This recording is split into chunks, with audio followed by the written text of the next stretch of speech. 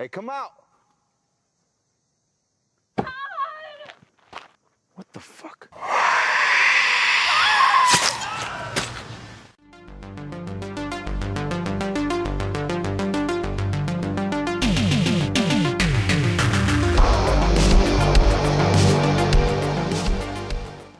We are talking about the 2017 low-budget horror movie, Black Creek. This one is written and directed by James Crow. Now, this story involves a skinwalker. This is what it's called. So the bulk of the story here focuses on these 6 teenagers. Now, 2 out of the 6 are actually a brother and sister, and they are going out to their kind of childhood hunting cabin where they used to go with their father to basically scatter his ashes after he's passed away.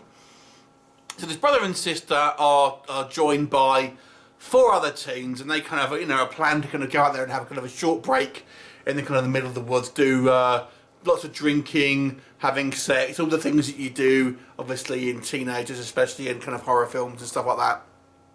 However, there seems to be a curse on this particular land where you have this kind of supernatural creature that we are led to believe is this skinwalker. Now what this does is it kind of it's almost like a possession type thing, so it kind of possesses someone when it kills them.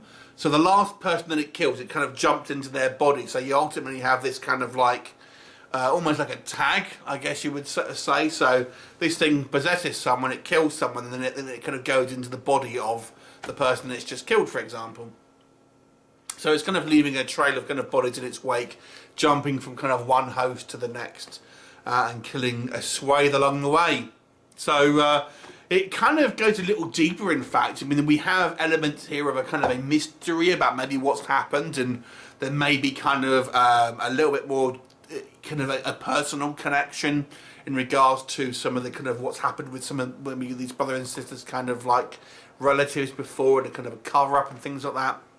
So there's an attempt here to have a somewhat multi-layered story with kind of a bit more going on than your just typical kind of monster on the loose movie, which I really appreciated, and that's kind of one of the kind of the main strengths of this movie, as I feel there's a good attempt here to have a little bit more going on than just a kind of a killer monster and stuff like that. So that was actually quite good. Now, this movie obviously our main characters are all teenagers, and it's kind of, you know, say what you will about the kind of the cliche of having teenagers go into the woods. It is what it is, you know. It is one of the more cliche elements we have here.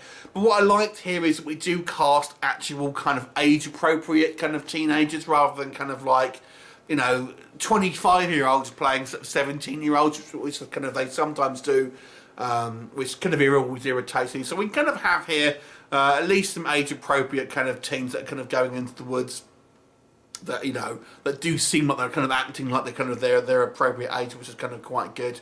There are actually, for a low budget movie here, there's some reasonable effects. There's a couple of decent scenes here involving some kind of like visual effects here, and for a low budget movie, I've got to say I thought they were actually not too bad at all. I mean, it's not over, there's not loads of them, which I think was probably the best move here, because obviously it can't afford to do huge amounts of kind of like visual effects and CGI, but what I think it does do actually does work to a certain, to a good standard, kind of, you know, blacking out the eyes here, and we have a kind of a little bit of kind of facial distortion and kind of black sort of smoke rising into people's mouths and stuff like that, all done to a fairly kind of good standard, I've got to say. What doesn't work, we're just going to stay with the effects here, because although I feel that some of the more the visual effects work, some of the makeup work is not quite as good. So we have a lot of kind of like obviously fake blood used when people have kind of sustained wounds and stuff, but it really doesn't look very good. The actual blood itself looks like the wrong colour. It doesn't look the right consistency, and it looks like paint, to be quite honest.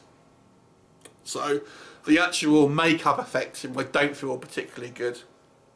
In addition, when we have these kind of people that have been killed and come back, and therefore kind of sort of a little bit zombie-esque, again, the makeup is just a little bit kind of on the nose, the kind of, you know, the black eye, you know, around the eyes and stuff like that. It just kind of, it's a little bit kind of like a bit not quite as good as you like here.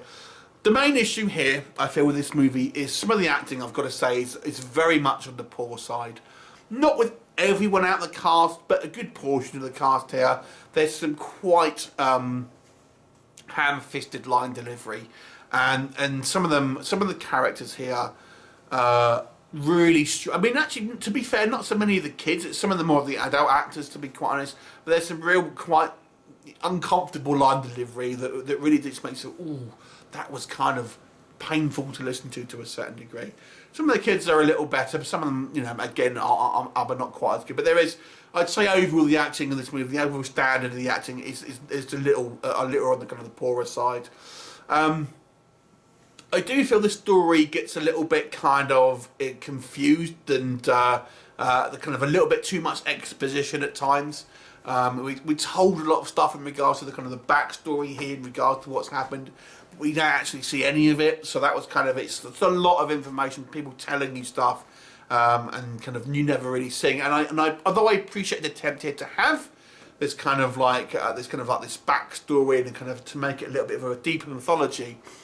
There's a hell of a lot of exposition in this film, and I feel it's not delivered in a way that's particularly digestible to a certain degree. And the ending, I've got to say, is a little silly. I won't say what happens, obviously, but it just is a little bit silly. I mean, that's it? This is the solution? Yeah, whatever.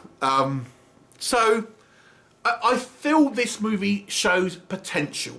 As a film itself, it's, you know, maybe a little below average. I mean, it's got a 2.7 on IMDb at the moment, and I think it's a little better than that, to be fair. I feel the attempt to have a little bit more going on here is at least making it somewhat a bit more than that, but not by loads.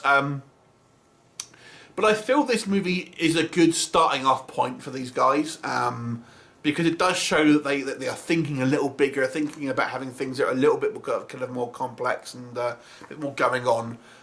So I will hope to see kind of obviously the talent here develop into you know, more kind of more experience and kind of obviously a higher sort of quality. Like I've said, this is watchable. I would say the story is kind of intriguing, and I thought there is an attempt here to have a little bit more going on than the obvious, which again I appreciated. But and it's let down by just some really kind of quite poor acting and a little bit of inexperience by kind of like the people behind the camera maybe. So I'll give this one a 4 out of 10. Slightly below average if you want my honest opinion. Have you seen it? What did you think of it? Leave me a comment and I'll look forward to seeing you next time. Bye for now.